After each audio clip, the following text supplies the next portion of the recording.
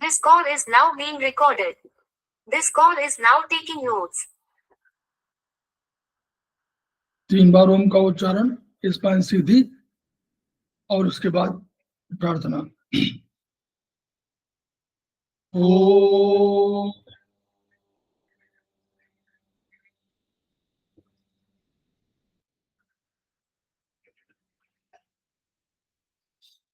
ओम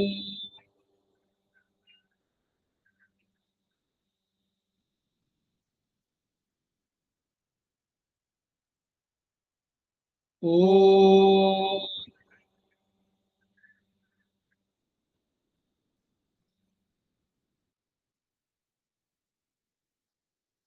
वह शक्ति हमें दो दयानिधि, कर्तव्य मार्ग पर डट जाए, पर सेवा पर उपकार में हम निज जीवन सफल बना जाए। वह शक्ति हमें दो दयानिधि, कर्तव्य मार्ग पर डट जाए। हम दीन दुखी निबलों विकलों के सेवक बन संताप हरे, जो है बिछड़े भूले भटके, उनको तारे खुद तर जाए। वह शक्ति हमें दो दयानिधि, कर्तव्य मार्ग पर डट जाए।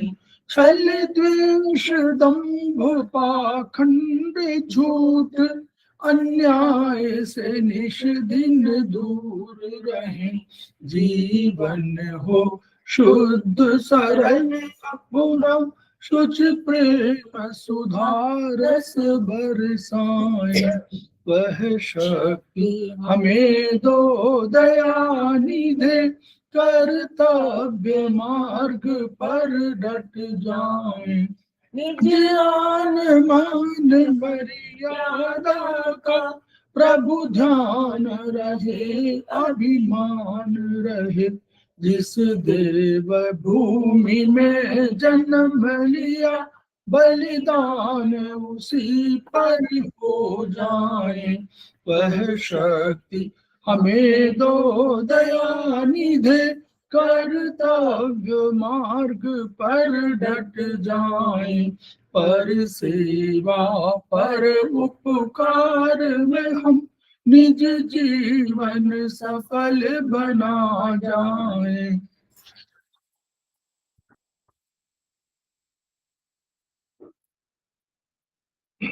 नहीं आए।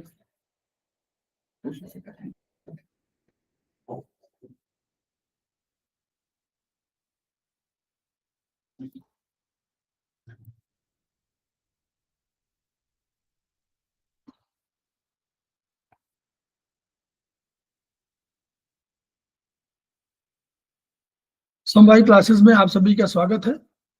हमारे बीच में श्रीमती वर्षा श्रीवास्तव, उपाध्यक्ष समवायी फाउंडेशन उपस्थित है, उनका स्वागत है।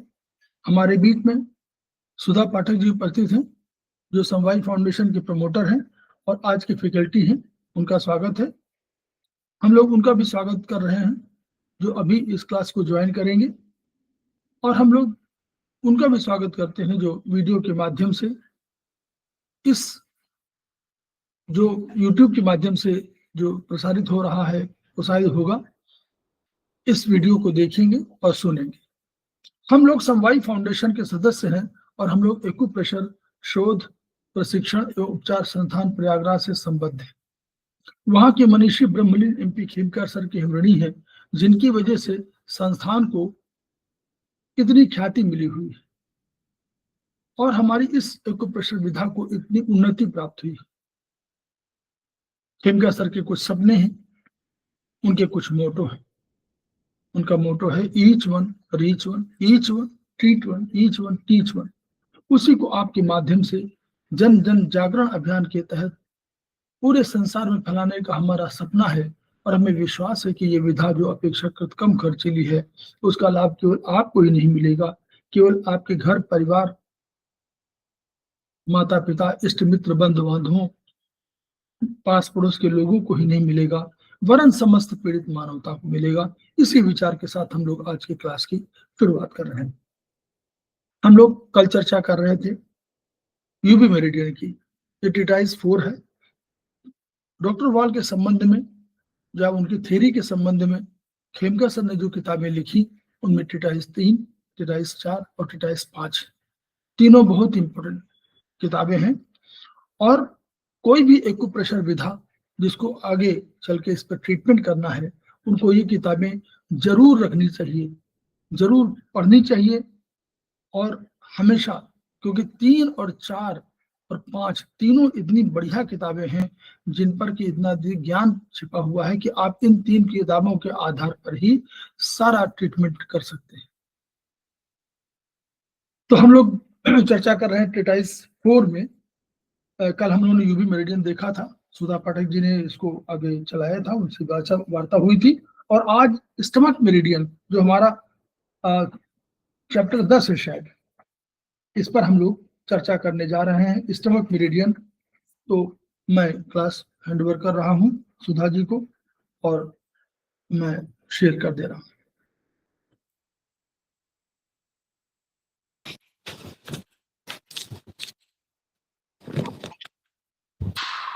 वेलकम क्लास में अरविंद सर का अभिनंदन करते हुए और सभी साथियों का मैं स्वागत करती हूँ।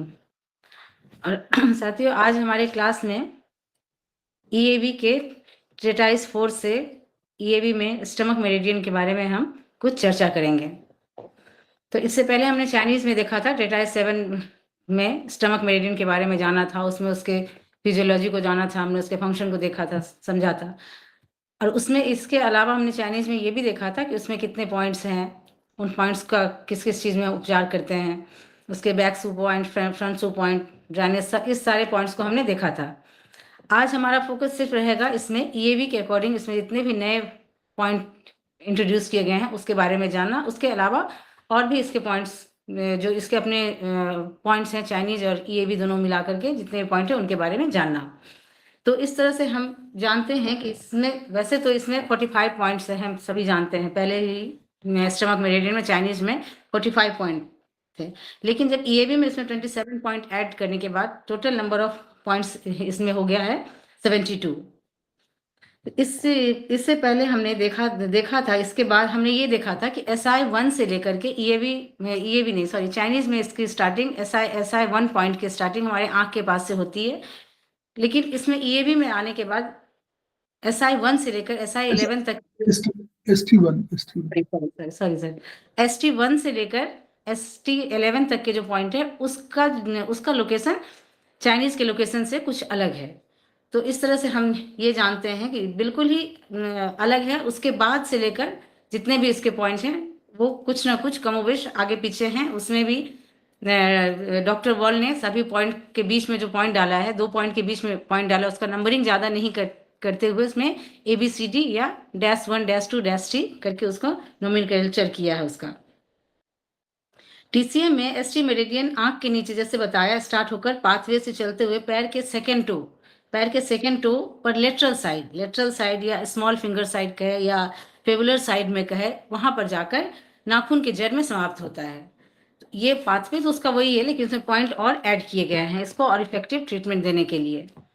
तो इसके पहले हम स्थिति को देखते हैं। ईएवी तथा चाइनीज एक्यूप्रेशर में स्टमक मेरिडियन की स्थिति या लोकेशन ST1 से लेकर ST10 तक अलग है तथा इसके बाद ST11 से ST15 तक एक समान है।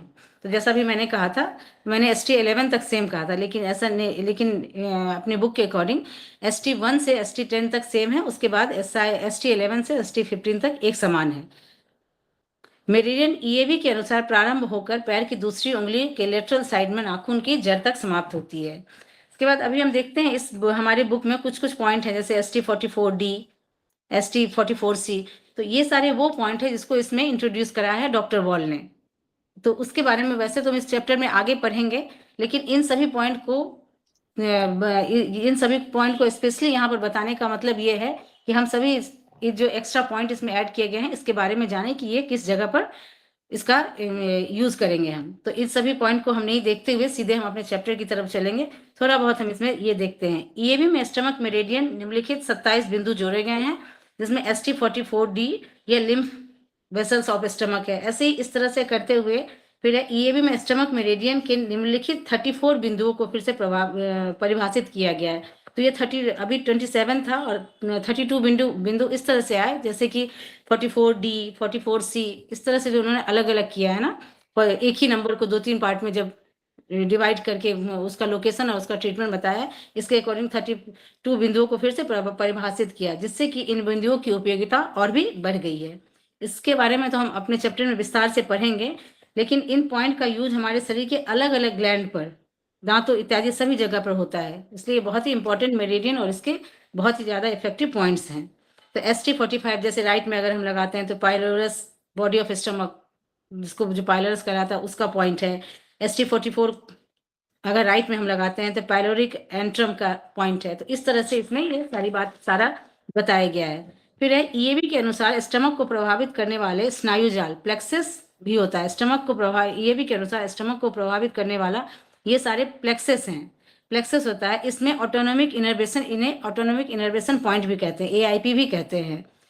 इसका मतलब वो है सीधे उस ऑर्गन के को नर्वस सिस्टम, जिस भी ऑर्गन से इसका पॉइंट का कनेक्शन बताया गया है, उस पॉइंट का उस ऑर्गन को सीधे नर्वस सिस्टम से जोड़ता है।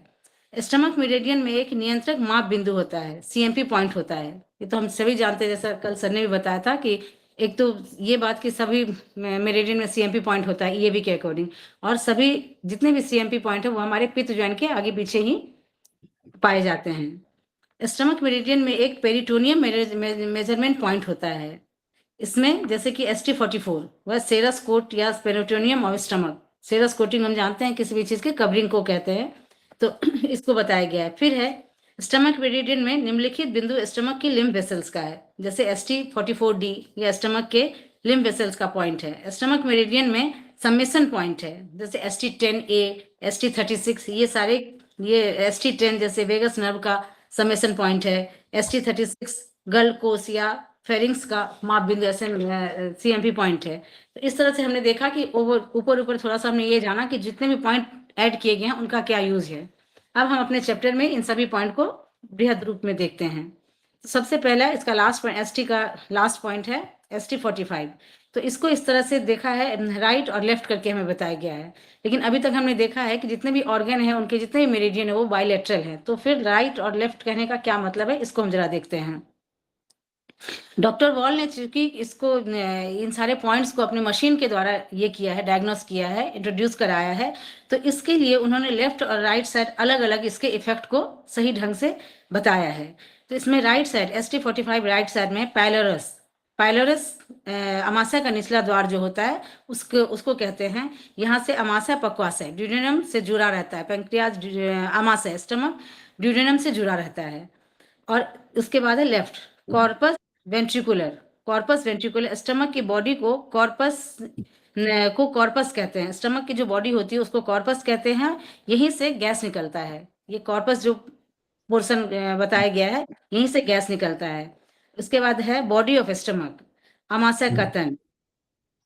उसके बाद है this is a sedation point, या ST45 लेफ्ट में सेडेशन पॉइंट है। चूंकि ये ड्राइनेस पॉइंट है इसलिए सेडेशन करने से जो इसकी एनर्जी होती है, इस पॉइंट को सेडेट करने से इसकी जो एनर्जी होती है बढ़ करके सेडेट होकर के जहाँ जरूरत है इसका जो टोनिफिकेशन पॉइंट है उस पॉइंट पर पहुंच जाती है। उसके बाद है इसमें स्पेशल नोट है, यहाँ क्षारीय बेसिक म्यूकस उत्पन्न होता है जो कि हार्ट बर्न यानी छाती में जलन को रोकता है। तो हम जानते हैं कि हमारे यहाँ पर हाईली एसिडिक होता है स्टमक, वहाँ पर HCl सबका सिक्रेशन होता है।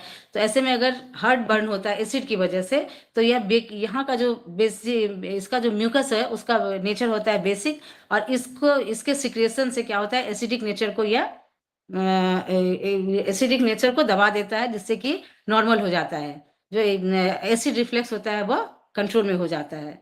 This is a sedating point. Check here and treat heart burn and reflex. जैसा कि मैंने बताया कि यहाँ एसिड को हम एसिड रिफ्लेक्स को ट्रीट भी कर सकते हैं, और यहाँ चेक भी कर सकते हैं और ट्रीट भी कर सकते हैं। मतलब कि यह बैकवर्ड फ्लो को जब हम भोजन को लेते हैं एजोफेगस के थ्रू स्टमक में जाता है तो फिर वो बैकवर्ड ना आ जाए, कॉन्ट्रावेक्शन ना हो जाए, ऐसे कंडीशन को रोकता है। इसके लिए यहाँ चेक और इसको ट्रीटमेंट भी कर सकते हैं। अगर इसके बाद अगर मरकरी फीलिंग होती है, causes of disease, mercury feeling वैसे तो करवाते हैं लेकिन ये सही नहीं होता है, बहुत केस में इससे के कारण कैंसर तक की भी शिकायत हो जाती है। तो दांतों में पारा भरवाने की वजह से कोई अगर प्रॉब्लम होती है तो ST45 पॉइंट को हम ट्रीट करते हैं। अब ST45 राइट साइड में this point maintains acid base stomach. ST45 जो राइट साइड में पॉइंट लगा है उसको ट्रीट करने से यह एसिड बेस स्टमक का एसिड और बेस रेशियो को बैलेंस करता है। इसके बाद है ST44D, यह lymph vessel of stomach, lymph vessel cleaning point, इसको हम क्लीनिंग पॉइंट भी कहते हैं, जितने भी लिम्फ स्टमक के लिम्फ वेसल हैं उसका पॉइंट है। फिर है ST44C, SMP पॉइंट है। इसका भी अगर हम राइट और लेफ्ट में देखें, डिवीजन करके देखें तो ये है right coeliac plexuses, right coeliac plexuses, दाहिने उदर गुहा संबंधित स्नायु जाल, इसमें कोई प्रॉब्लम आती है तो ST44C राइट साइड में हम यूज करते हैं। इसके बाद है लेफ्ट सीलियक प्लेक्सेस, बाएं उदर गुहा संबंधित स्नायु जाल में, इसमें कोई प्रॉब्लम आती है तो हम इस ST44C को पॉइंट को ट्रीट करते हैं। इसके अलावा बोथ साइड में लगाकर हम नाभि का जो डिसबैलेंस होता है, नाभि के बैलेंसिंग में जो गलती होती है उसको हम both side ST44C right and left दोनों साइड में ट्रीट करके उसको हम ठीक कर सकते हैं। इसके बाद एक बार हम ये देखते हैं कि इसका लोकेशन कहाँ है। हमारे इस पिक्चर के द्वारा दिखाया गया है कि सेकेंड टो में स्मॉल फिंगर के साइड नाखून के जड़ से शुरू हो रहा है ST45। वैसे जड़ में जैसे हमने बताया था उसके हिसाब से वहां से शुरू होकर के इस हमारे इस पेज के अकॉर्डिंग ST41 तक बताया गया है, जो कि हमारे आगे ऊपर वाले पोर्शन में एरी के पास तक हमें दिखाया गया है, जिसमें कि CMP पॉइंट ST44C वह बिल्कुल ही हमारे सेकंड वाद ज्वाइंट लिखा हुआ है 44C, ये वाद ज्वाइंट के बगल में, वाद ज्वाइंट पहला ज्वाइंट है ना? यस सर, हाँ ये पिच ज्वाइंट पर 44B है। हाँ, वाद ज्वाइंट से जस्ट नीचे ही। हाँ, वाद ज्वाइंट से जस्ट इसका CMP पॉइंट, जैसा कि भी मैंने बताया कि CMP पॉइंट पित्त ज्वाइंट के आसपास रहता है, लेकिन इसमें पिक्चर के अकॉर्डिंग इसमें ST44C CMP पॉइंट ज्वाइंट से नीचे है। इसके बाद फिर अगला हम पॉइंट देखते हैं। पॉइंट वही इसमें 44B होना चाहिए, इसमें 44C क्यों लिखा हुआ है? ये इसका 44B है इसका CMP। गलत है ही सर, ST44B। हाँ, वो तो भाई पित्त ज्वाइंट के बगल में, वही CMP पॉइंट है पित्त ज्वाइंट के बगल में। ये AMP में ये है गलत, ये SMP पॉइंट है, SMP पॉइंट है। ST44C SMP पॉइंट है और इसमें जैसा कि सर ने कल भी बताया था कि CMP पॉइंट पित्त ज्वाइंट के आसपास रहता है, तो ST44B CMP पॉइंट है वह पित्त ज्वाइंट के ऊपर है जी। इसके बाद फिर है गैस्ट्रिक प्लेक्सस। ST44C के बारे में यहाँ ब्रीफ किया गया है। Gastric plexus this supply main autonomic nerves अमाशय स्नायु जाल सप्लाई टू स्टमक्स। यह मेन ऑटोनोमिक नर्व है सप्लाई, जो कि स्टमक तक सप्लाई होता है। This is an autonomic innervation point, treats stomach upset and other problem. इस पॉइंट को ट्रीट करने से यहाँ पर जितनी भी है उखरी हुई नाभि को बिठाता है, अगर नाभि उखड़ जाती है वो प्रॉब्लम आती है तो वह बिठाता है। पेट की गड़बड़ियों का उपचार इस बिंदु पर हम कर सकते हैं। फिर इसके बाद always check celiac plexuses when dealing with the stomach upset and other problem. हमेशा इस ये को नाभि के लिए इस पॉइंट का हम लोग प्रयोग करना चाहिए। अगर नाभि का ये पॉइंट बढ़िया है तो हम लोग CV8 को करते हैं, इसके अलावा इस पॉइंट को भी हम 44C को भी यूज कर सकते हैं। हाँ CV8 को हमें शुरू से जाना है, CV8 को करते हैं नाभि के लिए। इसके साथ साथ ST44C भी नाभि अगर डिसबैलेंस होता है तो उसके लिए बहुत ही अच्छा पॉइंट है। नाभि इसमें नाभि बैठाने का उत्तम पॉइंट है। EAB द्वारा खोजे गए बिंदु में यह एक सर्वश्रेष्ठ बिंदु है नाभि बिठाने का। इसके बाद ST44B CMP ऑफ स्टमक, तो यह हम जानते हैं कि CMP पॉइंट सारे जितने भी CMP पॉइंट होते हैं वो टेस्टिंग और ट्रीटमेंट पॉइंट है। किसी भी तरह का अगर स्टमक में प्रॉब्लम है तो उसको हम टेस्ट भी कर सकते हैं और ट्रीटमेंट करके एक CMP पॉइंट को भी ट्रीटमेंट करके, जैसा कि सर ने भी कल बताया था कि 40% हम प्रॉब्लम को वहीं पर सॉल्व कर सकते हैं। इसके बाद है ST44A। MP of measurement point है serous peritoneum of stomach region and also ligament extending from the stomach including other omentum minus. इसमें है कि किसी भी ऑर्गन के ऊपर की जो कवरिंग होती है उसको सेरस कवरिंग कोटिंग कहते हैं हम। तो उसके बारे में बताया गया जठर क्षेत्र का श्लेषक बंधक एवं स्नायु बंधन, जिससे जठर और जठर का वह पर्दा जो उदर के बॉल्स को अमाशय से जोड़ता है शामिल होता है। मतलब सेरस कोटिंग ऑफ स्टमक में अगर कोई प्रॉब्लम आती है, अल्सर हो जाता है, कोई गांठ आ जाती है या किसी तरह से डिस्टर्बेंस आता है, तो इस ST44A को हम ट्रीट करके उस प्रॉब्लम को, उस बीमारी को ठीक कर सकते हैं। फिर है ST44, यह है पैलोरिक एंट्रम। स्टमक का यह जैसा कि हम पहले के क्लासेस में पढ़ चुके हैं, स्टमक के ऊपर के भाग को फंडस कहते हैं, नीचे वाले भाग को एंड्रम कहते हैं।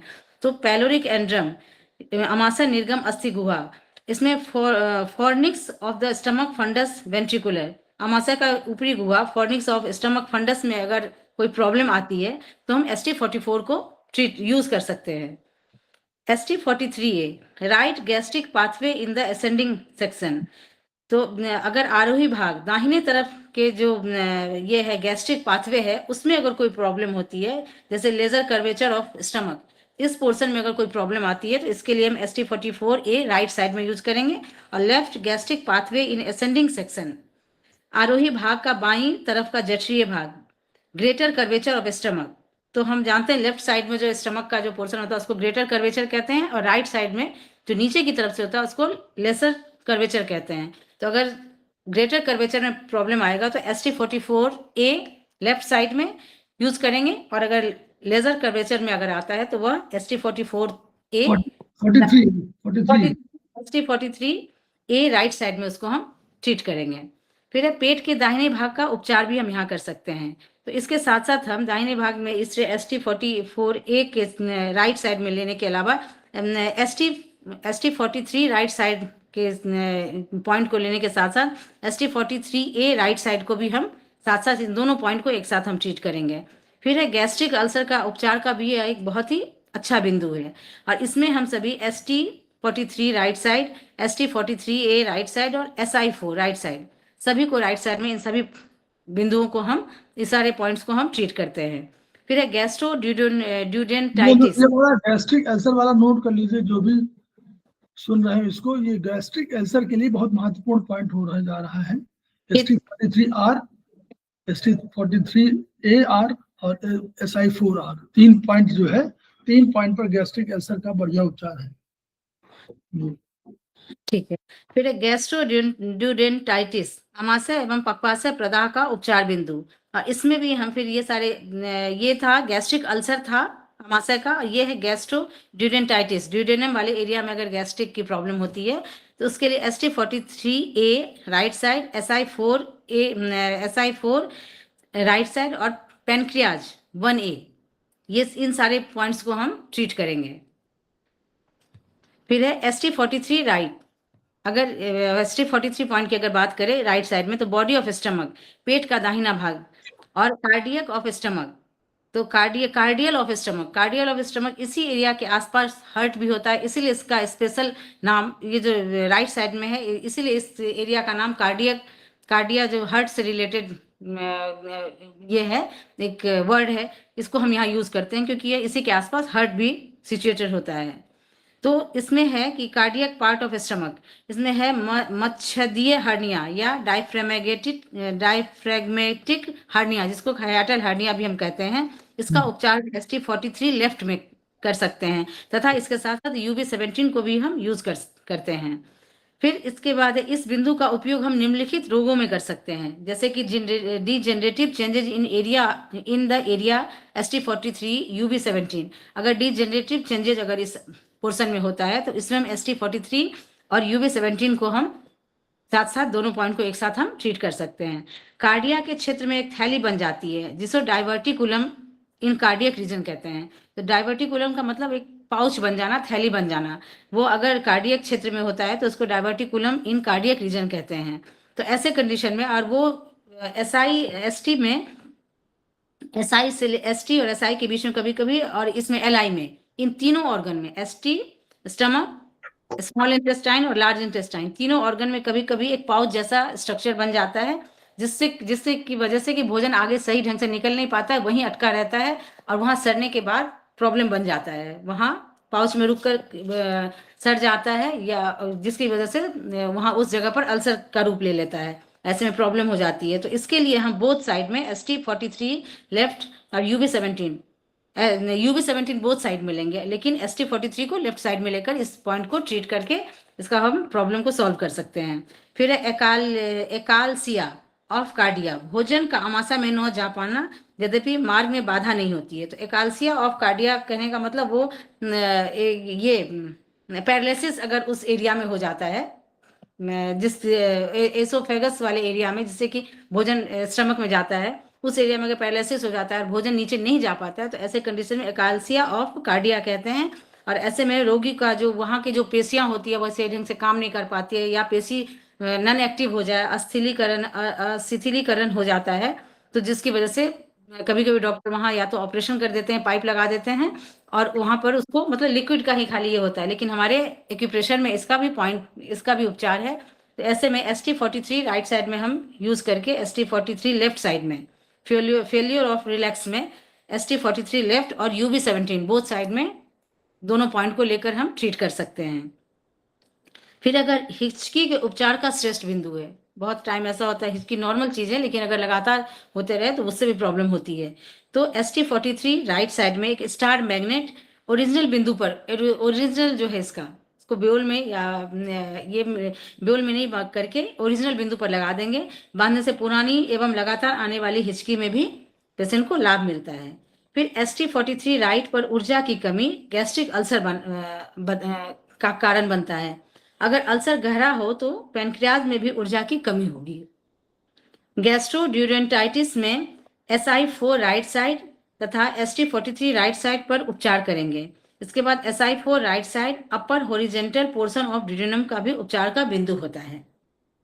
फिर ST42A lower portion of oesophagus right and left, अन्न नली का निचला भाग जो होता है, ओइजोफेगस का निचला भाग होता है, उसको हम वह लेफ्ट और राइट दोनों साइड में ST42A इस पोर्शन में, इस पॉइंट पर हम ट्रीट करेंगे। अगर कोई भी प्रॉब्लम आती है एसोफेगस के लोअर पोर्शन में, तो हम ST42 एक लेफ्ट एंड राइट दोनों साइड में इसको हम ट्रीट करेंगे।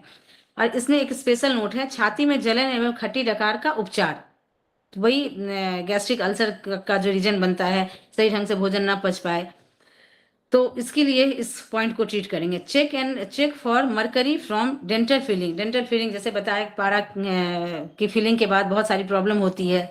धातु से पारा दोष नीचे आने से अन्न नली सिकुड़ जाती है, घाव तथा कैंसर तक हो सकता है।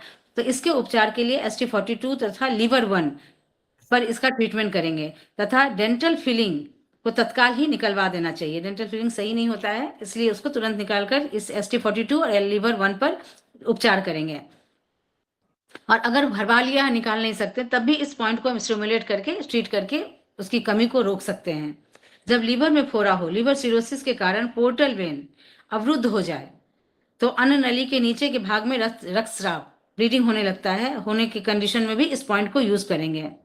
फिर है दांतों में पारा भरवाने से अन्न नली के नीचे के भाग में अब्दुल गांठ हो जाए या कैंसर हो जाए, तो ऐसे में दांत की फीलिंग जैसा कि भी ऊपर बताया गया था, हटवा करके ST42A और तथा अन्य बिंदुओं पर रोगी की स्थिति के अनुसार उपचार देना चाहिए। ST42A तो देंगे ही, और उसकी प्रॉब्लम किस हद तक कितनी ज्यादा है उसके अकॉर्डिंग पॉइंट्स सेलेक्ट करके उस पर हम ट्रीटमेंट देंगे।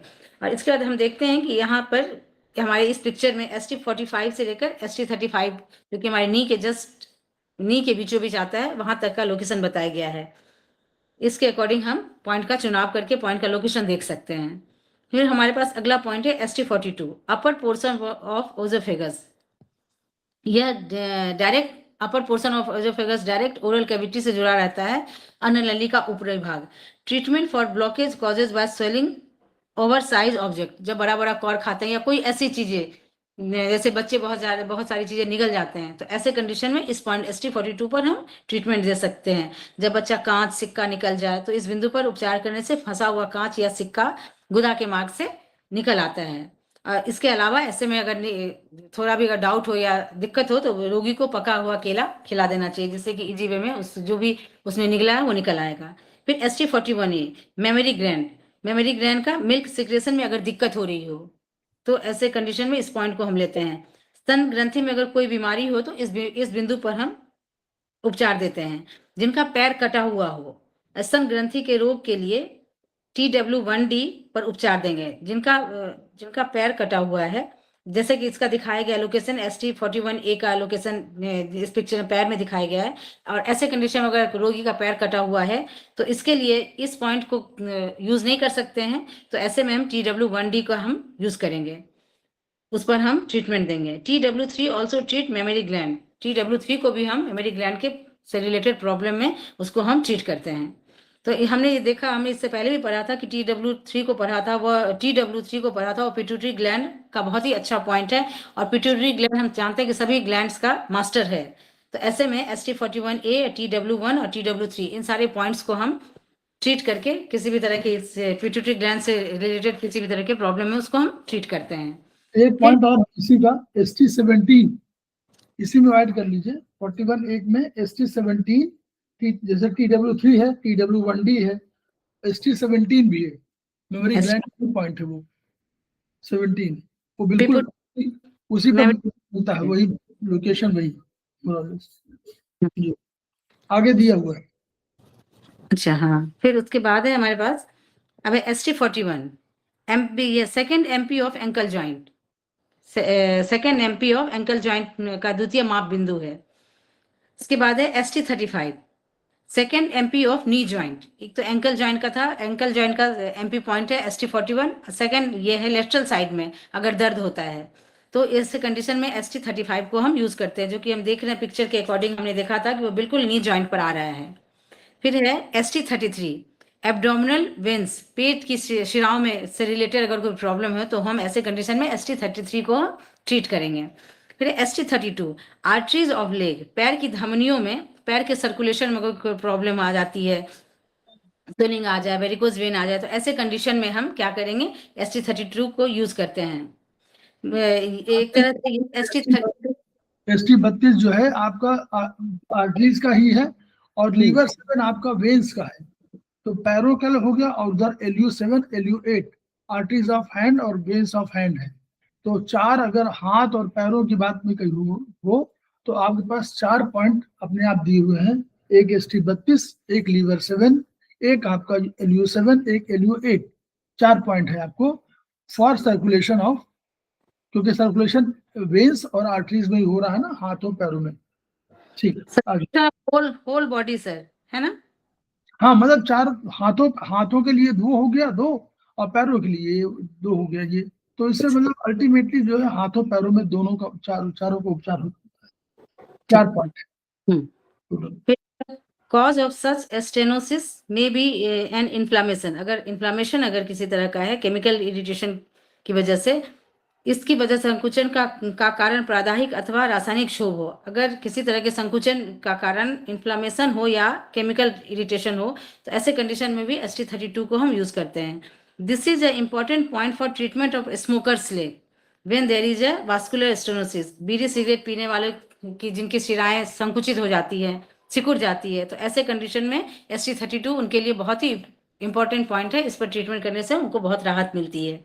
फिर है हमारे साथ उपरोक्त सभी प्रकार की समस्याओं में ST32 के साथ साथ UB61 जो कि लंबर और सेक्रल मेरुदंड के माप बिंदु पर भी हम उपचार देना चाहिए। पैरों के सप्लाई का नियंत्रक बिंदु होता है UB61। तो हमने यूबी वाले चैप्टर में देखा था कि UB61 पैरों में जो सप्लाई होती है उसकी अवरुद्ध या उसके लिए एक अच्छा पॉइंट है।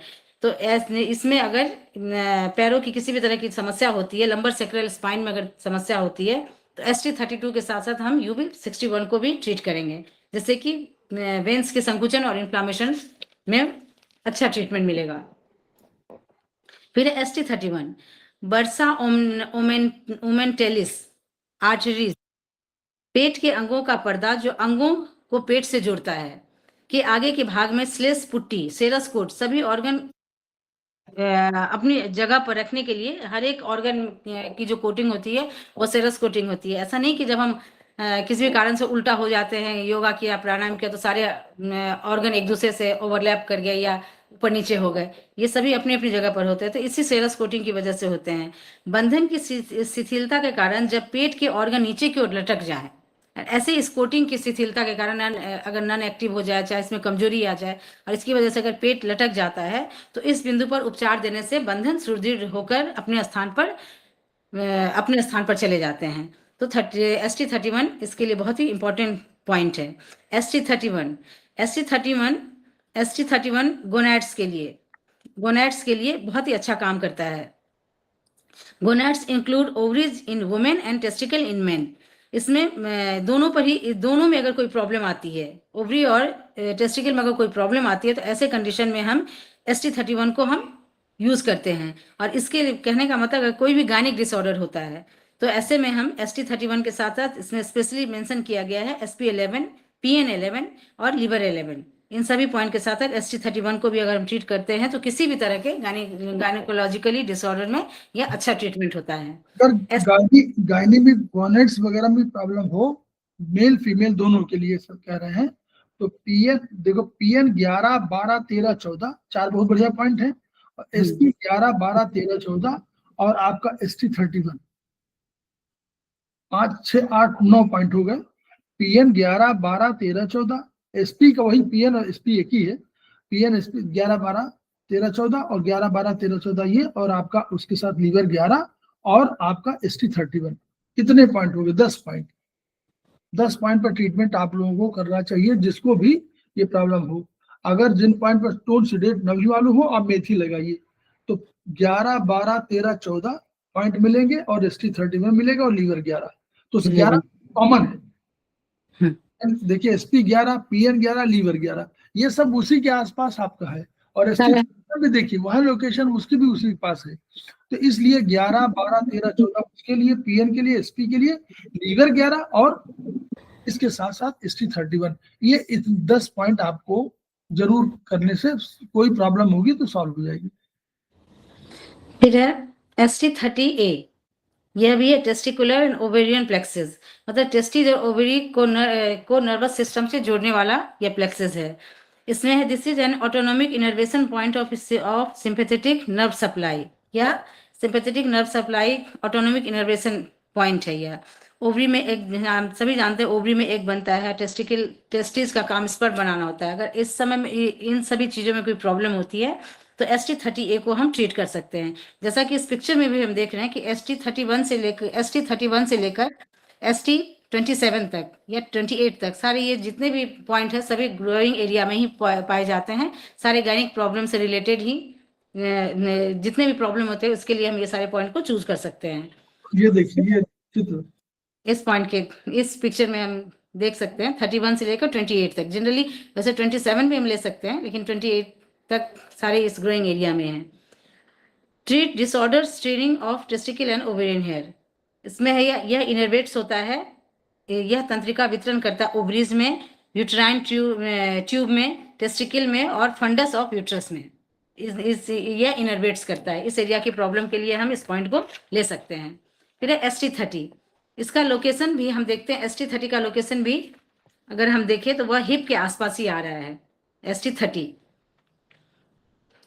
फर्स्ट MP ऑफ हिप, इसलिए यह first MP of hip joint. अगर इस हिप ज्वाइंट में कोई प्रॉब्लम आ रही है तो ST30 को हम यूज कर सकते हैं। ST25 यह alarm point of large intestine, मतलब फ्रंट सू पॉइंट ऑफ लार्ज इंटेस्टाइन है।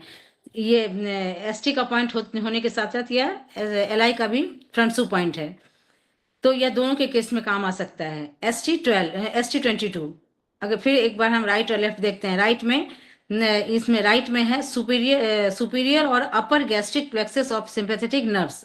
Superior upper gastric plexus of sympathetic nerve है, यह केवल दाहिनी तरफ ही होता है। ST22 राइट साइड में है, क्योंकि ये इसलिए मेंशन किया गया है कि सबसे पहले हमने देखा ये बायलेटरल है, लेकिन ST22 राइट यह सिर्फ दाहिनी तरफ होता है। पेट में आई गड़बड़ियों का उपचार इस बिंदु पर कर सकते हैं। इस बिंदु पर उपचार देने से पेट में अवरुद्ध भोजन तथा ऊर्जा, भोजन अगर रुका है ऊर्जा की वजह से तो दोनों ही नीचे की तरफ प्रवाहित होने लगती है और डाइजेशन सही हो जाता है। This is a sympathetic supply. It innervates, या इनर्वेट्स होता है स्टमक में और लिवर में, स्टमक और लिवर में होता है। यह तंत्रिका वितरण करता है आमाशय और यकृत को। Treatment of stomach by balancing the autonomic steering, ST22 right side में या अपर गैस्ट्रिक प्लेक्सस को के लिए ट्रीट में लाया जाता है। GB 43C लेफ्ट और राइट, यह है हेपेटिक प्लेक्सस, जो कि लीवर का जो स्नायु जाल है उसके लिए ट्रीट होता है। ST44C लेफ्ट एंड राइट, यह कोलियक प्लेक्सस, नाभिक से रिलेटेड जितने भी प्रॉब्लम है उसके लिए यह प्लेक्सस, वहां पर जितने भी स्नायु जाल है उसके लिए है ST40C left and right. ST21 left and right, abdominal part of vagus nerve, वह एब्डोमिनल पार्ट जो वेगस नर्व से जुड़ा रहता है, उस वेगस नर्व जिससे जुड़ा रहता है उसके लिए हम अगर वहां कोई प्रॉब्लम आती है तो ST21 लेफ्ट और राइट दोनों को यूज करेंगे। Anterior and posterior gastric plexus, gastric plexus जो एंटेरियर और पोस्टेरियर आगे पीछे दोनों भाग में हो, उसमें अगर प्रॉब्लम है तो ST20 लेफ्ट और राइट दोनों पॉइंट को हम ट्रीट करेंगे। फिर है मेडिएस्टेनियल प्लेक्सस। मेडिएस्टेनियल प्लेक्सस जो लंग, इसमें है lungs 10D left and right दोनों साइड में इसको हम ट्रीट करेंगे। ST8C MP cervical part of vagus nerve, cervical vagus nerves का सर्वाइकल पार्ट जो वेगस नर्व से जुड़ा रहता है उसके लिए ST8C को हम ट्रीट करेंगे। फिर MP of thoracic part of vagus nerve, cervical के बाद हम देखें थोरेसिक नर्व, वेगस नर्व से थोरेसिक का पार्ट जुड़ा रहता है उसके लिए ST16 और MP ऑफ एजोफेगल प्लेक्सस, इस सभी के लिए, इसके लिए हम ST15 को यूज करेंगे। तो हम सभी देख अभी तक जितने भी हमने देखा सारे के सारे पॉइंट हैं नर्वस सिस्टम से, पूरे स्टमक के साथ नर्वस सिस्टम से जुड़ा हुआ है और सारे सिस्टम से पूरे स्टमक को बैलेंस करने में यह काम आता है। और जैसे जैसे जिस एरिया का नाम दिया गया अगर वहां कोई प्रॉब्लम होती है तो इन सारे पॉइंट्स को हम चूज कर सकते हैं। फिर है ST21 abdominal portion of vagus nerve, 10वीं क्रेनियल नर्व जिससे अस्थिर न्यूमो गैस्ट्रिक नर्व भी कहते हैं कि पेट का भाग है। इस बिंदु पर उपचार देने से भोजन आगे की ओर प्रवाहित होता है। तो ये कमोबस यह बताया गया कि अगर भोजन सही ढंग से नहीं ये हो पा रहा है तो ये नीचे की तरफ नहीं जा पा रहा है, पचने में दिक्कत हो रहा है, तो इसको हम ST22 भी हमने देखा था, ST21 ये सारे पॉइंट को लेकर हम सही ट्रीटमेंट दे सकते हैं। ST20 right, posterior portion of gastric plexus of vagus nerve, vagus nerve gastric plexus जो वेगस नर्व से जुड़ा हुआ है स्नायु जाल के पीछे का भाग है और it innervates the posterior wall of stomach, posterior stomach के पोस्टीरियर वॉल तक इसका इनर्वेशन होता है। और लेफ्ट में anterior portion of gastric plexus of vagus nerve तथा it innervates the anterior wall of stomach. यहाँ तो हमने देखा था कि पोस्टीरियर वॉल ऑफ स्टमक है 10th cranial nerve, 10th cranial nerve और 10th क्रेनियल नर्व यह पेट के स्नायु जाल का आगे का भाग है। लेफ्ट में है क्रेनियल नर्व के स्नायु जाल का आगे का भाग है, अमाशय के आगे का भाग है। अगर राइट में देखें तो वह क्रेनियल नर्व के पीछे का भाग है। तो इसमें अगर कोई प्रॉब्लम आती है तो ST20 को हम चूज कर पॉइंट को हम ले सकते हैं। ST19 फेनेरिक प्लेक्सस, अगर बहुत ज़्यादा एसिड बन रहा हो और इसकी वजह से एसिड बनने की वजह से डायफ्राम में अल्सर हो जाए, सूजन हो जाए, गांठ बनने लगे, तो ऐसे कंडीशन में ST19 को हम देखते हैं।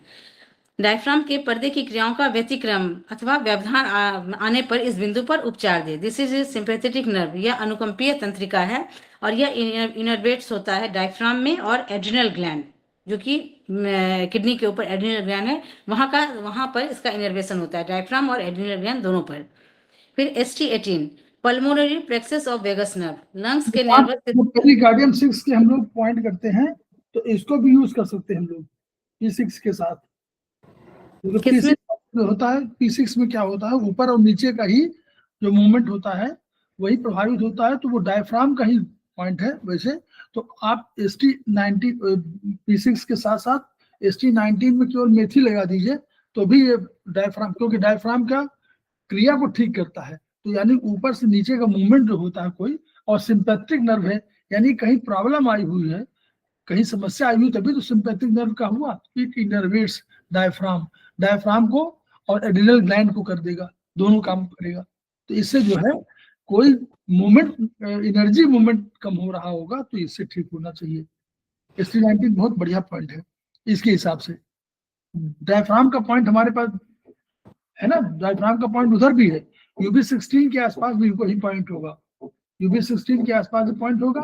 और हम लोग पेरिकार्डियम 6 को यूज करते हैं, ST19 UB16 शायद था सर। UB16 होगा डायफ्राम का पॉइंट शायद। तो UB 3 पॉइंट मिल गया। तो मतलब ये इस तरह के ये पॉइंट आप लोग जो है यूज करिए। जब आप इन सब पॉइंट को नोट करके कहीं नोट कर लेंगे एक साथ, तो आपको होगा कि डायफ्राम में ये चीजें प्रॉब्लम आती है। तो डायफ्राम की कोई प्रॉब्लम, जैसे कहते ना कि डायफ्राम के पॉइंट को आप दबा दीजिए, तो बीच वाले पॉइंट को दबा दीजिए तो डायफ्राम का ऊपर नीचे एनर्जी ठीक हो जाती है। ऐसे एक आध केस हो चुके हैं कि बहुत अच्छा रिजल्ट आया था उसका। ठीक है। फिर ST18 pulmonary plexus of vagus nerve, इसमें है लंग्स के नर्वस सिस्टम का पॉइंट है। This is a parasympathetic nerve supply. फेफड़े की क्रिया में व्यतिक्रम अथवा व्यवधान आने पर इस बिंदु पर हम उपचार देते हैं, और यह इनर्वेट्स होता है ब्रोंकाई में, लंग्स और पेरिकार्डियम में। इन तीनों जगह इसका इनर्वेशन तीनों जगह होता है, ब्रोंकाई में भी, श्वास नली में, फेफड़े में और पेरिकार्डियम में। फिर है ST17, यह मेमोरी ग्लैंड का पॉइंट है। इससे पहले हमने ST40 देखा था, वह मेमोरी ग्लैंड का पॉइंट था। ST41A, हाँ, ST41A भी मेमोरी ग्लैंड का पॉइंट है, और इसके साथ ST17 भी मेमोरी ग्लैंड का। अगर इसमें कोई प्रॉब्लम आती है तो इसके लिए हम ये 2 पॉइंट चूज कर सकते हैं। ST16 thoracic portion of vagus nerve. Vagus nerve 9th cranial nerve का वक्ष का भाग छाती अथवा ऊपरी पीठ की बीमारी पर इस बिंदु पर हम उपचार देंगे। Vagus nerve 10th nerve, vagus nerve 10th cranial nerve का वक्ष का भाग छाती अथवा ऊपरी पीठ की बीमारी में इस बिंदु पर हम उपचार देते हैं। फिर ST15 oesophagus plexus of the vagus nerve, parasympathetic nerve है। Vagus nerve 9th cranial nerve 10th cranial nerve का अन्य नली का स्नायु जाल था। यह है वक्ष के भाग का छाती। ST16 था 10th क्रेनियल नर्व वक्ष और छाती के तथा ऊपरी पीठ का था, प्लेक्सस था। अब ये लेकिन ST15 है, vagus nerve 10th cranial nerve है, एजोफेगस का प्लेक्सस है। अन्य नली की क्रियाओं में आए किसी भी व्यतिक्रम अथवा व्यवधान का उपचार हम ST15 पर कर सकते हैं, और इसका इनर्वेशन होता है एजोफेगस, मेडिएस्टेलियन प्लेउरा और पेरिकार्डियम में है इसका innervation. ST14 lower portion of oesophagus, अन्य नली के नीचे का भाग। अभी हमने ऊपर का देखा था, अन्य नली के नीचे का भाग। इस बिंदु पर ज्यादा दर्द हो तो हृदय क्षेत्र में आई ऊर्जा की कमी है, हृदय के क्षेत्र में आई ऊर्जा की कमी है, ऐसा समझते हैं। Abdominal pain here permit the conclusion about an insufficiency. ऊर्जा की कमी की वजह से एब्डोमिनल पेन हो रहा हो, ऐसे में द कार्डियक ऑफिसेज, हृदय के क्षेत्र में ऊर्जा की कमी के कारण एब्डोमिनल पेन हो, और कंस्टिट्यूटिव रिफ्लेक्सेस एजोफेंगाइटिस, अन्य नली के प्रदाह के कारण भोजन का लगातार उल्टा चलना, मार्गोल्लंघन हो जाना इस बिंदु पर, तब ऐसे कंडीशन में उपचार देंगे। जब भोजन नीचे नहीं जाकर उसका मार्गोल्लंघन हो रहा हो बार बार उसमें प्रदाह की वजह, इन्फ्लामेशन की वजह से, तब ऐसे में हम ST14 के साथ साथ ST42A और ST15 और ST14 तीनों पॉइंट पर हम इसका ट्रीटमेंट करेंगे। फिर ST13 अपर पोर्शन ऑफ एजोफेगस। अभी हमने ST14 में देखा था लोअर पोर्शन ऑफ एजोफेगस का, और ST13 अपर पोर्शन ऑफ एजोफेगस है। इसमें है स्पेशल नोट, डायग्नोस आर्केलेसिया, मतलब एजोफेगस का पैरालिसिस हो जाना। Disorder of transport of food at ST13, ST14, ST15, ST42A, ST42 and ST16। अगर ग्रास नली की अशीलता या एजोफेगस का पैरालिसिस हो जाए, एकेल्सिया अगर हो जाता डायग्नोस होता है, तो ऐसे कंडीशन में पेशेंट को ट्रीट कर सकते हैं ST13, 14, 15 और ST42A, ST42 और ST16। इसके बाद है it also treats ST15 oesophagus plexus of vagus nerve, vagus nerve का अन्य नली का स्नायु जाल है, और ST16 thoracics point of vagus nerve, thoracics point का वेगस नर्व का थोरेसिक्स पोर्शन का वेगस नर्व का थोरेसिक पोर्शन का यह का भाग है। एलकैल्सिया से भोजन आमाशय में नहीं पहुंच पाता है, जबकि मार्ग में कहीं कोई रुकावट नहीं होती है। इसका कारण ग्रास नली की अशिथिल, वहां का जो मसल्स है वह सक्रिय नहीं हो पाते, एक्टिव नहीं है, जिसकी वजह से ऐसा होता है। भोजन को आमाशय तक भेजने के लिए ग्रास नली के शिथिलीकरण, रिलैक्सेशन तथा टेंशन दोनों का होना आवश्यक है। रिलैक्स होना और ये करना, शिथिल रिलैक्स होना और टेंशन में आना, ये दोनों ही कॉन्ट्रैक्शन और एक्टिव। कॉन्ट्रैक्शन वो जो हाँ, होता है ना ऐसे मूवमेंट, कॉन्ट्रैक्शन वो तो कई बार उसी को बोलते हैं कि रिलैक्सेशन और टेंशन दोनों का होना आवश्यक है। अगर ये इसमें कोई भी तरह की कमी होती है तो इस ST13 को हम ट्रीट कर सकते हैं। और इसके अलावा कैल्शिया के अलावा एक और बीमारी होती है एजोफेगस से रिलेटेड, जिसको गर्ड बोलते हैं, जिसमें कि भोजन कोई प्रॉब्लम, ऐसा पैरालिसिस नहीं होने की होना जरूरी नहीं है, लेकिन किसी और भी कारण से भोजन को निगल नहीं पाता है, तो ऐसे कंडीशन में भी हम ST13 को ट्रीट कर सकते हैं। ST12B ब्रोंकोमेडिस्टेनियल lymphatic trunk with bronchopulmonary lymph node। तो इसमें है श्वास नली तथा फेफड़े की लसिका ग्रंथियों के साथ श्वास नलियों तथा मध्य छेद का लसिका प्रखंड। गले और इसमें है बॉडी के लिम्फेटिक नोड, जो गले, चेस्ट में और इंटेस्टाइन में ग्रोइंग रीजन में पाए जाते हैं। ये जितने भी हमारे लिम्फेटिक नोड्स होते हैं वो हमारे गले में, चेस्ट में, इंटेस्टाइन वाले एरिया में पाए जाते हैं। उनमें अगर कोई प्रॉब्लम हो तो 12B को हम यूज कर सकते हैं। Upper tracheo bronchial lymph node, infection के केस में अगर सांस की नली में अगर कोई प्रॉब्लम, इन्फेक्शन हो, सांस लेने में दिक्कत हो रही हो, वहां के लिम्फ नोड में अगर इन्फेक्शन हो तो ऐसे केस में भी हम ट्रीट करते हैं। नीचे की श्वास नली तथा मध्य छेद की लसिका ग्रंथि, चेस्ट नली, ये तो हमने एजोफेगस वाले देखा था, उसका चेस्ट रीजन में अगर इन्फेक्शन हो। द ट्रैकियल लिम्फ नोड, श्वास नली की लसिका ग्रंथि, लिम्फ नोड एक तरह से सिक्योरिटी सिस्टम का काम करता है। और अगर ऐसे में अगर कोई प्रॉब्लम आती है चेस्ट रीजन में या गले के रीजन में, अगर इन्फेक्शन की वजह से कोई प्रॉब्लम आती है, तो इसके लिए हम ST12B को हम इस पॉइंट को हम ट्रीट कर सकते हैं। फिर ST12A एक्सटर्नल, पैरा एक्सटर्नल और मेडिएस्टेनियल लिम्फ नोड, रिब केज के बीच की जगह को हम स्टर्नम कहते हैं। स्टर्नम संबंधी, स्टर्नम के दोनों ओर तथा स्टर्नम के मध्य में लसिका ग्रंथि, जहाँ स्टर्नम संबंधी जो भी प्रॉब्लम है, स्टर्नम के दोनों तरफ तथा स्टर्नम के बीचों बीच की जो लिम्फ नोड है उसमें अगर कोई प्रॉब्लम आती है, तब ऐसे कंडीशन में भी इस पॉइंट को हम ले सकते हैं। इसके बाद हमारे अगले पेज में है ST10A, जो कि SMP पॉइंट है, वहां से लेकर के ST5 तक के लोकेशन को इस पिक्चर में दिखाया गया है। देखिए हमारे पूरे गले से लेकर के नाक वाले जगह तक इसका लोकेशन है। फिर है ST12 cardio sinus, carotid sinus है, कैरोटिड, हाँ। फिर कॉम्युनल कैरोटिड आर्टरी, गर्दन की धमनी संचार, गर्दन की साइनस का है। इसके अलावा autonomic steering of thyroid, parathyroid और थाइमस। सर इस पॉइंट को आप ब्रीफ करेंगे सर? बहुत महत्वपूर्ण पॉइंट है ये। ST12 कैरोटिड साइनस होते जो मतलब ये गर्दन और कान के आसपास जाती है, तो कैरोटिड साइनस के वहां पर, साइनस माने जो भी कोई भी टॉक्सिन निकलते हैं वो अल्टीमेटली हार्ट में आने चाहिए और हार्ट के पंपिंग सिस्टम से उसको फ्रेश साफ होना चाहिए। तो वैसे वो कैरोटिड आर्टरी में कोई भी अगर इस तरह की प्रॉब्लम आ रही हो तो उसकी वजह से प्रॉब्लम आपको गर्दन के ही नहीं होगी, बल्कि आसपास के नाक वाक सब में प्रभाव आएगा।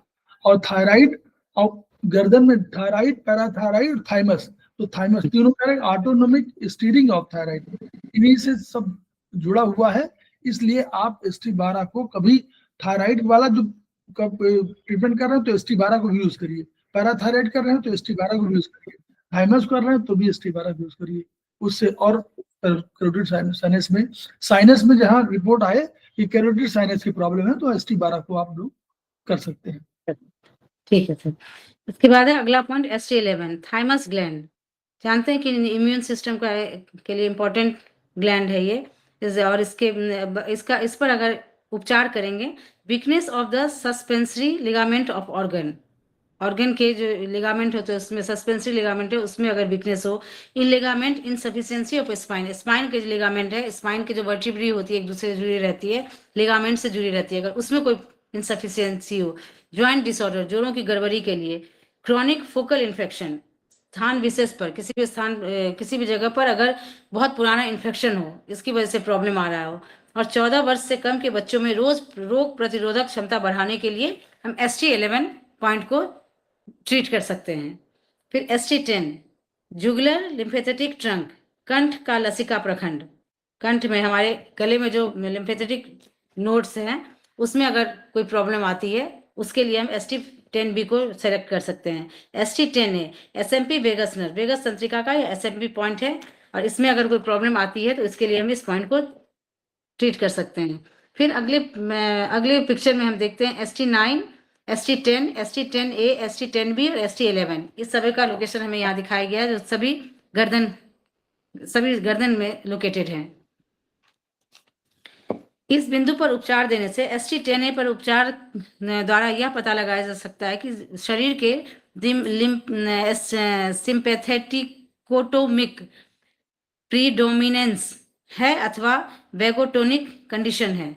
Sympathetic कोटोनिक is a stimulated condition of the sympathetic nerve system marked by, इसमें है रक्त वाहिनियों में सिकुड़न, रक्त वाहिनियों में अगर सिकुड़न है, हाई बीपी की प्रॉब्लम हो या गुजेज अगर मांस झुर्रीदार मांस हो जाता हो, वेगस नर्व में अति उत्तेजना होकर वेगस नर्व में तनाव से शरीर के ऑर्गन में प्रॉब्लम होती है, या रक्त और दूसरा वैगोटोनिक, ये दूसरा बता रहे हैं ना, एक तो वैगोटोनिक है और एक सिंपैथी कोटोनिक है। तो सिंपैथी बता दिया, अब वैगोटोनिक नीचे बता रहे हैं कि इसमें क्या प्रॉब्लम है। वैगोटोनिक कंडीशन में होगा vasomotor instability, constipation, involuntary motor spasms with pain, अनैच्छिक प्रेरक में ऐंठन, सिकुड़न एवं दर्द, ब्लड वेसल्स में रुकावट के कारण अगर हाई बीपी हो जाता है, इस केस में भी इस पॉइंट को हम यूज कर सकते हैं। फिर है ST10 thyroid gland, thyroid gland की में अगर कोई प्रॉब्लम होती है तो हम इसके लिए हम एक अच्छा पॉइंट ST10 को यूज कर सकते हैं।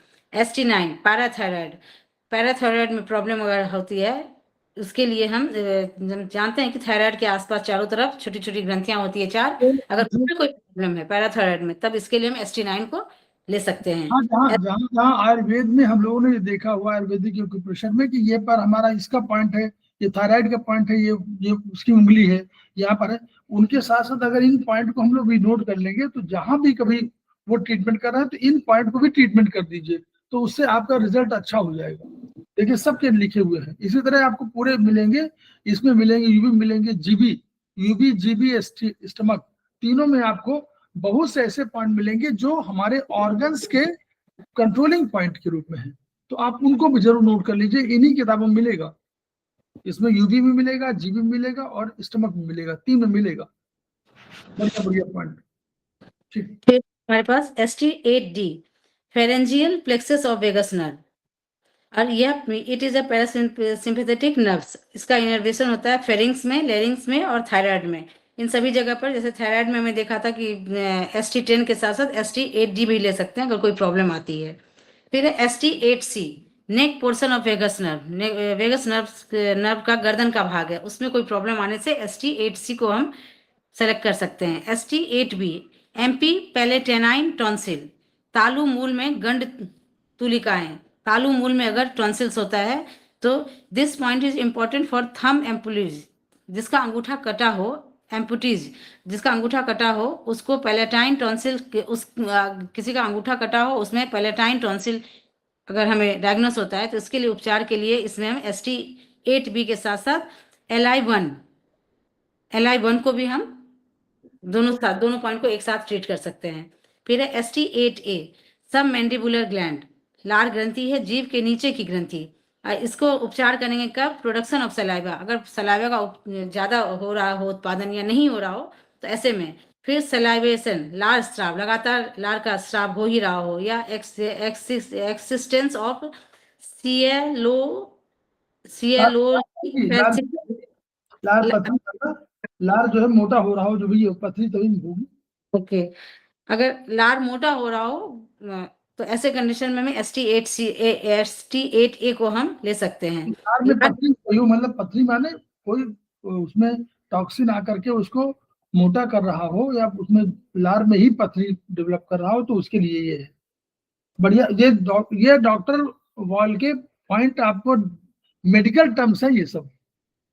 ये मेडिकल टर्म्स ऐसा मत सोचिए कि हम लोगों को नहीं समझ में आ रहा था, ये उनके कंडीशन से, क्योंकि इन्होंने पूरा रिसर्च किया उस पर, तो ये उन्होंने जितनी भी वहां पर कंडीशन हो या जो टर्म्स है मेडिकल टर्म्स है उनको यूज किया। हम लोगों को उतने पॉइंट्स नहीं मालूम है, उनको ना लैंग्वेज मालूम है ना शब्द मालूम है। ठीक, चलिए। यह पैराटाइड ग्लैंड कर्णमूल ग्रंथि जहां पर 20% लार का स्राव होता है, इसके लिए ट्रीट मेन पॉइंट ST3 को, अगर उसमें कोई प्रॉब्लम आती है तो ST3 लेंगे, और दूसरा पॉइंट है उसमें ST6 और ST7। इसके अलावा ST8 के अलावा मेन पॉइंट ST3, ST6 और ST7, इन सभी पॉइंट को लेकर उसका ट्रीटमेंट करेंगे। फिर सब मैंडिबुलर ग्लैंड जहां पर 75% लार का स्राव होता है, ऐसे में अगर कोई प्रॉब्लम होती है अथवा नीचे के जबड़े की ग्रंथि में प्रॉब्लम होती है तो उसमें ST8A, ST8-3, इस दोनों पॉइंट को लेकर उसका ट्रीटमेंट करेंगे। फिर है सबलिंगुलर ग्लैंड जिसमें कि 5% लार का स्राव होता है, जीभ के नीचे की, यह ग्रंथि जीभ के नीचे की ग्रंथि है। इसमें ST8A के अलावा CB23A और CB23B, इस पॉइंट को भी हम लेंगे। फिर मेडुला ऑब्लंगाटा कंट्रोल पैराटाइड ग्लैंड, तो हमने देखा था मेडुला ऑब्लंगाटा ब्रेन स्टेम का ये सारे पॉइंट है। इसके लिए अगर उसमें कंट्रोल, जो कि पैराटाइड ग्लैंड को कंट्रोल करते हैं, अगर उसमें कोई प्रॉब्लम आती है तो इसके लिए हम UB10 को लेंगे। और ये हाइपोग्लोसियल नर्व ग्लैंड, जिस हाइपोग्लोसियल नर्व जो कि हमारे बोलने, भोजन को घुमाने में या आवाज निकालने, इन सबों में मदद करता है, अगर उसमें कोई प्रॉब्लम होता है तब ऐसे में हम ST5A, ST10A, इन दोनों पॉइंट को हम ट्रीट करेंगे। जीभ के नीचे का स्नायु ग्रंथि, जीभ हाइपोग्लोसियल जीभ के नीचे का स्नायु ग्रंथि है, ऐसे कंडीशन में भी ST8A को हम ट्रीट करेंगे। इसके बाद हमें ये बताया गया है लार ग्रंथियों का प्रदाह, इन्फ्लामेशन अगर सलाइवरी ग्लैंड में हो जाता है तो इसके लिए ST3 MP parotid gland, ST3 MP of measurement point of parotid gland है, ST6 ST7 ऑक्सिलरी पॉइंट है, ST3-3 CB23A and B MP sublingual gland, जीभ के नीचे की ग्रंथि है, ST8A ST8-3 MP submandibular gland है, TW 16A MP deep cervical lymph node of और लिम्फ ऑफ हेड रीजन, पूरे सर के लसिका का लिम्फ नोड का रीजन, लिम्फ नोड का पॉइंट है, LI4A and LI4B for lymph of submandibular gland, जबड़े के नीचे, पूरे जबड़े के नीचे की ग्रंथि का लिम्फ नोड का पॉइंट है। तो इस तरह से हम ये देख रहे हैं कि कितना इंपॉर्टेंट पॉइंट है कि जितने भी हमारे ग्लैंड हैं उनसे जुड़ा हुआ है, खासकर मुंह वाले पोर्शन में जितने भी ग्लैंड है उनसे रिलेटेड है, और उनसे कोई भी प्रॉब्लम अगर आती है तो इन पॉइंट को हम सेलेक्ट कर सकते हैं। इसके बाद अगला है ST8-3 सब मैंडिबुलर गैंग्लियन, अभी जैसे कि अभी इसका चर्चा ऊपर में भी किया गया था, नीचे के जबड़े का स्नायु का उपकेंद्र है, यह नीचे के जबड़े का स्नायु का उपकेंद्र है। अब इस पिक्चर के माध्यम से हम ये देखते हैं ST-2A से लेकर के इसमें ST1 तक का लोकेशन दिखाया गया। तो इससे पहले हमने चर्चा की थी कि यह TCM में उसका लोकेशन अलग है, आंख के नीचे से शुरू होता है, लेकिन इसमें डॉक्टर वॉल के अकॉर्डिंग ST1 हम देख रहे हैं कि माथे के ऊपर से, माथे वाले पोर्शन में, सर वाले पोर्शन से शुरू हो रहा है। ST8-2 मेजोफेरिंग्स, यह मेजेंट्री ऑफ फेरिंग्स यानी गलकोश का मध्य स्तर कहते हैं, मेंस्ट्री ऑफ फेरिंग्स कहते हैं। और अगर कोई प्रॉब्लम आता है मेजोफेरिंग्स में तो ST8-2 को हम सेलेक्ट कर सकते हैं। ST8-1 लोअर जॉ सेक्शन 3 और लोअर टीथ 4 और 5, नीचे की दांत संख्या 4 और 5 के लिए जबड़े का प्रवाह, ये जो रीजन बताया गया है लोअर जॉ सेक्शन 3, इसमें नीचे की दांत संख्या 4 और 5 का कवर करता है। और अगर इस पोर्शन में दिक्कत होती है तो इसके लिए ST8-1 को हम 8-1 को हम सेलेक्ट करते हैं। फिर ST8, यह एक SMP पॉइंट है, lower jaw, lower mandibular portion of for lower 5 to 8 teeth, lower side के 5 to 8 नंबर के दांत तक का ये है SMP पॉइंट है। इसमें प्रॉब्लम आने से ST8 को हम सेलेक्ट कर सकते हैं। ST7 SMP है अपर जॉ का, ST8 था लोअर जॉ का, और यह ST7 अपर जॉ का एसएमपी पॉइंट है, और इसमें भी ऊपर के दांत का 5 से 8 तक के ऊपरी जबड़े का भाग आता है। ST6 fourth upper jaw section for upper 6 and 7 teeth. इसमें ऊपर के दांत की संख्या 6 से 7 के लिए ऊपरी जबड़े का चतुर्थ भाग है यह। उसमें प्रॉब्लम आने से इसको हम सेलेक्ट करते हैं। ST5A हाइपोग्लोसियल नर्व, तो इससे पहले भी हमने देखा था कि जैसे हम बोल पाते हैं, भोजन को घुमा पाते हैं, आवाज निकाल पाते हैं, यह हाइपोग्लोसियल नर्व की कारण ही होता है। इसमें प्रॉब्लम आने से ST5A को हम पॉइंट को ले सकते हैं। ST5 MP मैक्सिलरी साइनस, ऊपर के जबड़े का साइनस है, और इसके ट्रीट के लिए LI14 ऑल्सो फॉर मैक्सिलरी, मतलब ST5 के अलावा LI14 को भी हम इसमें आई प्रॉब्लम के लिए ट्रीट कर सकते हैं। इस बिंदु पर उपचार, ऊर्जा की कमी होने पर अपर प्रीमोलर टीथ का भी उपचार करेंगे हम। फिर ST4 लेंसेज ऑफ आई में अगर आंख का पर्दा में कोई प्रॉब्लम हो, मोतियाबिंद हो जाए, या फेशियल पैरालिसिस के कंडीशन में आंख में डिसऑर्डर आता हो, तो इसके लिए ये बहुत ही अच्छा पॉइंट है। ST3B SMP ऑफ फेरिंग्स, गलकोस का के लिए पॉइंट है। ST3-1 एपीफेरिंग्स मतलब इसमें नेजल और ओरल कैविटी के बीच में जो जगह है, हमारे नेजल कैविटी और ओरल कैविटी के बीच की जगह, वह एपीफेरिंग्स कहलाती है। इसमें इस पोर्शन में कोई दिक्कत होता है तो इसके लिए हम ST3-1 को हम सेलेक्ट करते हैं। फिर ST3A लिंगुअल टॉन्सिल्स, जीभ संबंधी अगर टॉन्सिल्स होता है तो unilateral swelling of tongue with impression of lower teeth at the edge of the tongue can be treated here. अगर टीथ के एज पर, किनारे पर अगर कोई दिक्कत होती है, मतलब कोई स्वेलिंग आ जाती है, तो ऐसे कंडीशन में ST3A को हम पॉइंट को हम लेते हैं। ST3-3 सबलिंगुलर ग्लैंड, जीभ के नीचे जो सलाइवा प्रोड्यूस होता है उस जगह के जीभ के नीचे की ग्रंथि में, वहां पर अगर कोई प्रॉब्लम होता है तो ST3-3 को हम लेते हैं। ST3-2 टंग के लिए, टंग वाले पोर्शन में यह पॉइंट आता है, वहां की प्रॉब्लम के लिए इसको हम 3-2 को ले सकते हैं। ST3-1 lower jaw odonton 6 retromolar space in lower jaw, नीचे का जबड़ा दांत संख्या 6, नीचे की जबड़े में अंतिम दाढ़ के बाद रिक्त का स्थान, अंतिम जो दाढ़ की दांत होती है उसके बाद जो खाली स्थान है, वहां पर कोई प्रॉब्लम आता है तो इसके लिए ST3-1 को हम लेते हैं। ST3 पैराट्रॉइड ग्लैंड जो कर्णमूल ग्रंथि है, उस जगह पर अगर कोई दिक्कत आती है तो इसके लिए ST3 को लेते हैं। ST2 MP lower jaw point, नीचे के जबड़े के जोड़ के लिए पॉइंट है, वहां पर नीचे के जबड़े के जोड़ में, ज्वाइंट में कोई प्रॉब्लम है तो ST2 को हम सेलेक्ट करते हैं। फिर है अगर गैस्ट्रिक अल्सर इन यूट्रस, ये गैस्ट्रिक अल्सर इन स्टमक अगर होता है तो इसके लिए हम ST43 राइट साइड में लेंगे, right portion of body of stomach, और SI4 right upper horizontal portion of duodenum. फिर ST45 राइट साइड लेंगे, MP of pylorus. This point balance acid base ratio, pH ratio in stomach में acid और base के ratio को यह balance करता है। फिर ST44C राइट में अगर लेते हैं, राइट सिलियक प्लेक्सेस, नाभि जैसे कि बताया था, नाभि बिठाने का बेस्ट पॉइंट है। ST44B राइट साइड में CMP राइट स्टमक का है। ST44 राइट साइड में MP right serous membrane covering at the right side of stomach.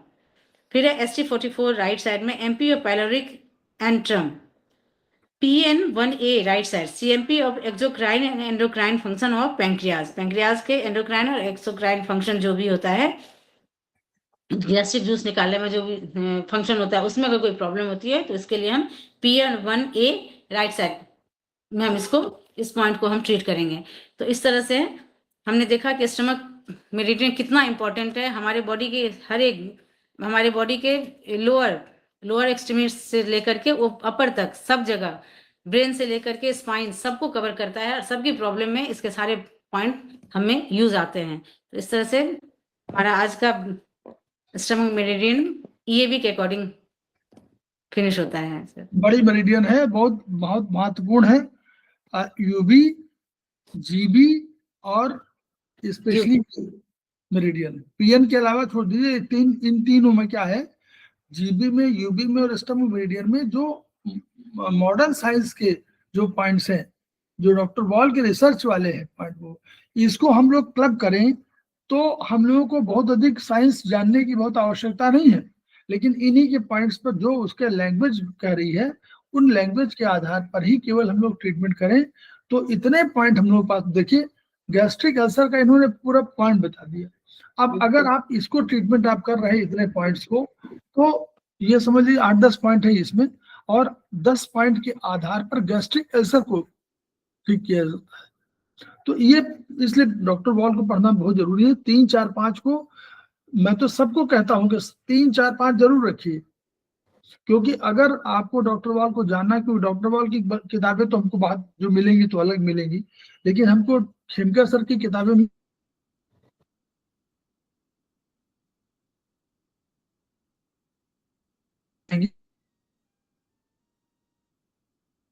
Acupressure ज्ञान दोनों मिल जाएगा, और आप इन पॉइंट को यूज करेंगे तो आपको समझ में आएगा कि एक एक पॉइंट कितना महत्वपूर्ण है और उन्होंने क्लब कैसे कर दिया है। चाहे स्टमक का पॉइंट हो तो मान लीजिए वो लंग्स में प्रभाव दे रहा है, वो पैराथायराइड में दे रहा है, थायराइड में दे रहा है, थाइमस में दे रहा है, यानी ब्रेन के और दांतों के लिए कितना बढ़िया पॉइंट है। सब सारे पॉइंट ट्रीटमेंट के पॉइंट ये दिए हुए हैं। तो इस तरह हम लोग खेमका सर को याद करेंगे और हम लोग उनकी ऊर्जा को बिल्ड करेंगे, हमारे अंदर जो ज्ञान है उसको बाहर ट्रांसफर करेंगे, दूसरे का ज्ञान अर्जित करेंगे, अपना ज्ञान उसको ट्रांसफर करने की कोशिश करेंगे। बस इसी के माध्यम से हम लोग चेन बनाएंगे और उस चेन का रिजल्ट ये होगा कि खेमका सर का सपना पूरा होगा। Each one reach one, each one treat one, each one teach one. इन्हीं शब्दों के साथ हम लोग 2 मिनट का ब्रेक लेते हैं, फिर हम लोग अभी आते हैं। हाँ सर।